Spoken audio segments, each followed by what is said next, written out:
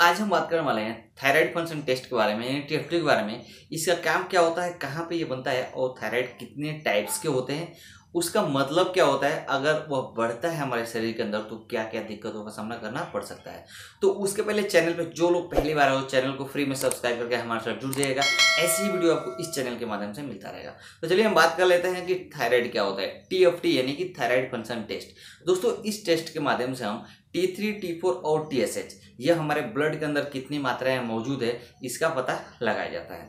और जहाँ तक TSH थायराइड की फंक्शन की बात करेंगे, टाइप्स की बात करेंगे, तो जो थायराइड होता है दोस्तों वो दो तरह का होता है। एक होता है हाइपोथायरॉयडिज्म और दूसरा होता है हाइपरथायरॉयडिज्म। अब इसको पहचानेंगे कैसे, इसके लिए थोड़ी देर बाद हम बात करेंगे। उसके पहले हम जान लेते हैं कि T3 और T4 कहाँ पे बनता है और इसके काम क्या होता है। तो दोस्तों जो T3 और T4 जो होता है वो थायराइड ग्लैंड से स्रावित होता है। ये थायराइड ग्लैंड होता कहाँ पे है दोस्तों, ये जो हमारे यहाँ पे गले के पास जो होता है ना, ये बटरफ्लाई शेप में यहाँ पे थायराइड ग्लैंड होता है और वहीं से T3 और T4 स्रावित होता है।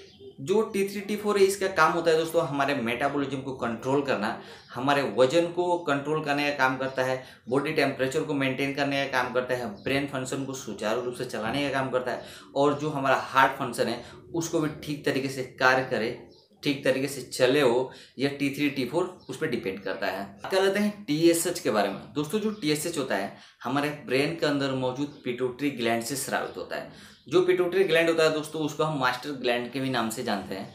चूंकि TSH मास्टर ग्लैंड होता है इसलिए यह T3 और T4 इसको कंट्रोल करने का काम करता है। यानी कि अगर TSH हमारा संकेत देगा तो भी T3 और T4 हमारे बॉडी के अंदर स्रावित होते हैं, नहीं तो नहीं होते हैं। जहाँ तक इसके नॉर्मल रेंजेस की बात करेंगे दोस्तों, जो नॉर्मल रेंजेस होता है T3 का 0.60 से लेकर 1.180 ng/ml तक होता है। T4 का जो नॉर्मल रेंजेस होता है वो 5.0 से लेके 12.50 तक होता है और TSH का जो नॉर्मल रेंजेस होता है वो दोस्तों 0.35 से लेके 5.5 तक होता है। चूँकि अलग अलग लेबोरेटरी के आधार पे आप जाओगे तो जो ये नॉर्मल रेंजेस है ये यूनिट के आधार पे और लैब के आधार पे आपको कम ज़्यादा थोड़ा सा देखने को मिल सकता है।